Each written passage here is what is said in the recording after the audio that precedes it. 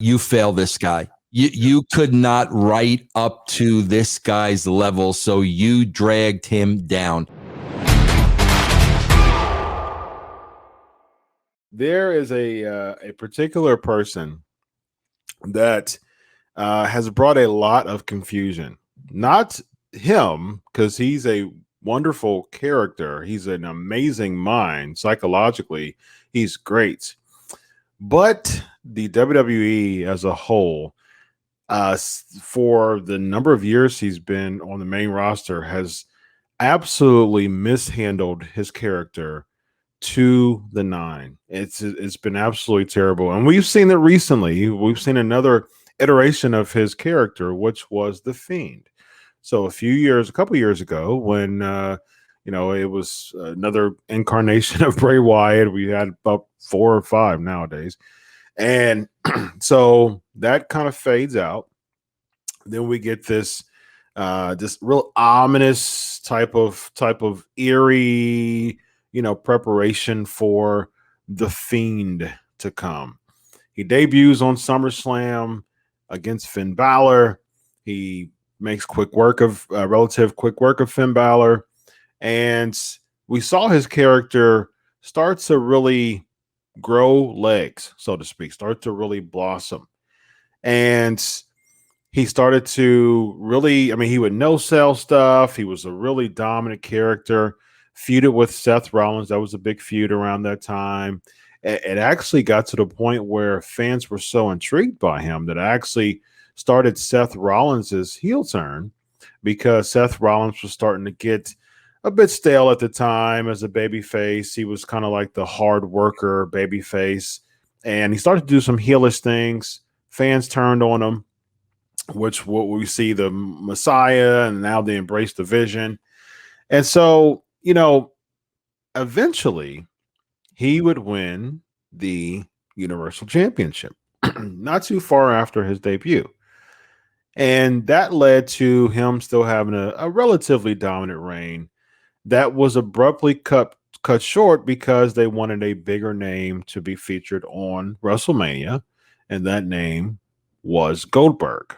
So instead of Roman Reigns versus The Fiend, which was the rumored main event for WrestleMania, ended up being they changed it to Roman Reigns versus Goldberg, which was changed to Roman Reigns versus Braun Strowman, Goldberg versus Braun Strowman, because Roman Reigns decided to respectfully sit out of WrestleMania. And the Fiend's character, since his loss to Goldberg, has really faded more and more and more and more. The Fiend still tries, he beat Cena at WrestleMania last year, which was a plus, but still there still wasn't consistency. So recently he gets into a feud with Randy Orton at the end of last year. You get a 4-month buildup to, he gets burned. You get a big buildup. The Fiend's going to return back at WrestleMania. He's charred up, a few weeks before WrestleMania. And all of a sudden, he's in this box, and it just takes the graphics guy on standby to just hit one button. You love that, dude. We're making everything a gimmick here, right? We're taking graphics guy on standby. He just hits one button, and all of a sudden, we get this huge transformation. The charred burn goes back to the Fiend. Now, would that be if the graphic guy was in charge of that? Is that like overtime for him? Because that's not his normal job. So is he bonused for this? Yeah, he's WrestleMania. He wants that WrestleMania payday. Okay, all right, guys. Yeah. Just want to make sure he's taken care of. They asked him, hey, so listen, you're on standby for the graphics on Raw to keep stretching out Raw, right? Yeah. Yes. But this is WrestleMania. You want some OT? We've got some pay for you. We just need you to create the whole gimmick, the whole Bray transformation gimmick. Want to make sure he's taken care of. Yeah, absolutely. Can you do that for us, graphics guy?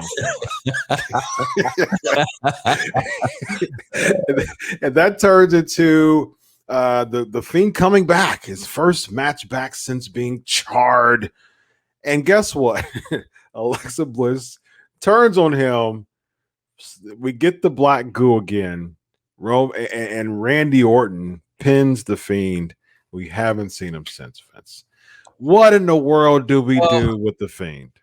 Chris, I want to say this, and I can't say too much about it, and I want to give the WWE the benefit of the doubt. Listen, I'm not going to give them the benefit of the doubt. You fail this guy. You could not write up to this guy's level, so you dragged him down. That's the simplest way I could put it, bro. You know what I relate this to a lot, Chris. We saw De Niro in, Godfather. We saw De Niro in, Raging Bull. We saw, all these great movies with Robert De Niro. Okay, bro? You also saw Robert De Niro in Rocky and Bullwinkle. You're only as good as your material, bro. True. So, Robert De Niro cannot turn Rocky and Bullwinkle into an Academy Award winner. True. You're only as good as your material. So if they don't give this guy the material, it's Rocky and Bullwinkle. Yeah. Right? Yeah. Now, Chris, I have heard, and this is going to lead a little bit into my creative. That's why I think it's important that I bring it up. Bro, I heard that there's some health issues. Yeah. With Bray.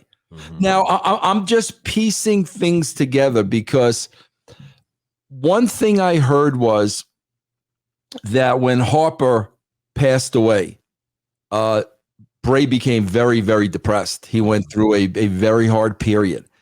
And then I'm hearing after that, there are some health issues with him. So first and foremost, I pray to God the guy's okay. He's a young guy. He's a talented guy, bro. Losing people, bro. You're a psychologist. Very, very, very difficult. So my hopes and prayers are with Bray Wyatt. And again, I don't know any of this for fact. But, bro, what I would love to do, Chris, I swear this is a shoot. I would love vignettes. Bro, they did it a little bit with Lars. But they don't know how to do it. Yeah. I want to see Brett in a psychiatrist chair. Ooh. And I want to see Bray talk about everything he's been dealing with. And I want to build this. I want to hear Bray talk about the phenomena of the character Bray Wyatt and how he was on top of the world and how they failed him. And how, every single week, I would come up with ideas and creative. They fell on deaf ears. But I was given a second life. Mm-hmm. And talk about being failed a second time. I mean, really talk about that. I mean, these vignettes can go over 3 months. Then get to the death of Luke Harper. And then really talk about that and really tell a story of, mentally. I hope not physically too, but he's in a really, really, really bad place. Mm-hmm. And have him talk about, his focus right now is to just get out of it, man. I want to be in the right frame of mind, the whole 9 yards, blah, blah, blah. Now, bro, I've talked about this a little bit before.